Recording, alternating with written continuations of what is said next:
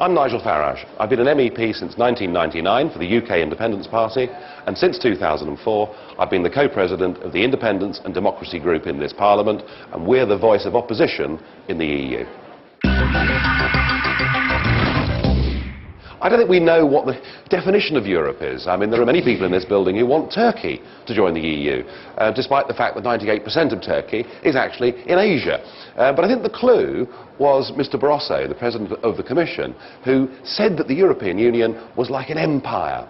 And as we know from history, empires always seek to expand. And that's what we're seeing with the EU. It just wants to become bigger and bigger and bigger. It has the aim, it has the ambition of being a global superpower in economic and military terms. All of which would be fine if that's what the peoples of Europe had said they wanted. But certainly in the case of Britain, we joined something on the basis that it was going to be a trading club, not that it was going to be a huge territorial empire. Well, the EU accounts never fail to amaze me.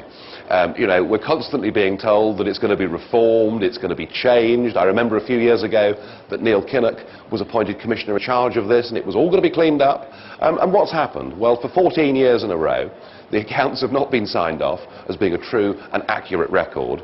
And the only people that have been sacked, the only people that have lost their jobs, are the people who work within the Commission, who've blown the whistle on the scandal and made it clear that nothing's actually improving, nothing's being changed. And perhaps the best example of that is the European Union's former chief accountant, Marta Andreasen, who got so frustrated with Commissioner Kinnock that she went public on the lack of reform.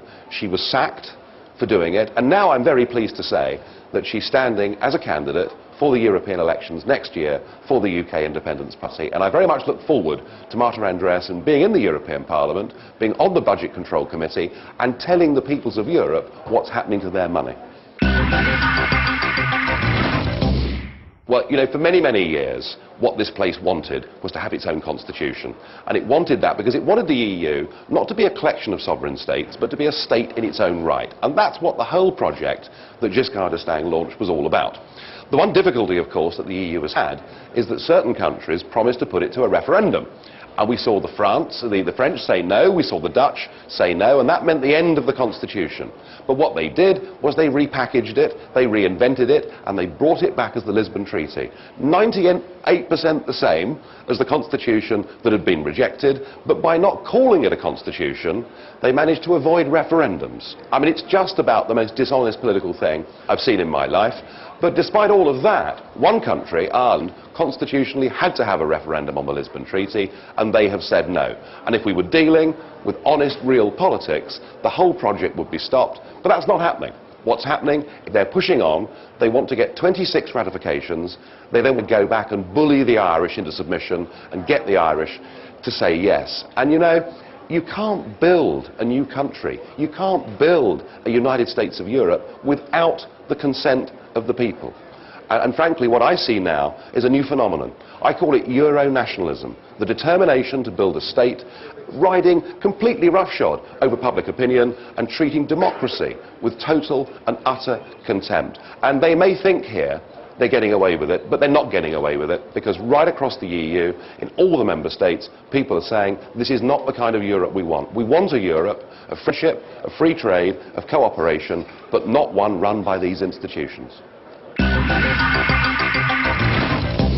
The whole concept democracy, as we understand it in the nation states, is that you can vote for a government, but perhaps more importantly, at each general election, you can get rid of a government and replace it with somebody else with a different manifesto.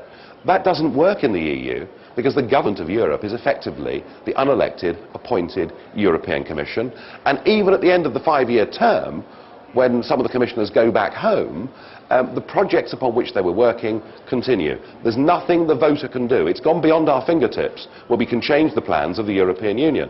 Now, you know, democracy works because it acts as a safety valve. You may not like the government of the day, but you don't take to the streets, you don't riot, you don't set fire to buildings, you say to yourself at the next election, we'll get rid of these so-and-sos and put somebody else in their place. But you can't do that in the EU. And we're building ourselves something that I think is very, very dangerous indeed. Because when people wake up to the fact, in France and in Germany and in Britain, that at their general elections they can't actually change anything because all their laws are being made here, and that European elections, frankly, the MEPs can tinker around the edges but not much more than that, then I think we're headed for some very unhappy times in the future.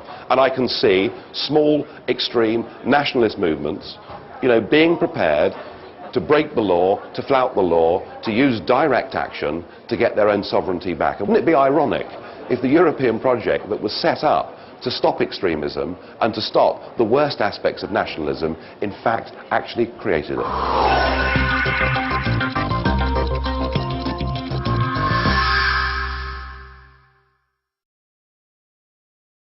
To find out more about who we are and what we stand for, go to the UK Independence Party website at www.ukip.org.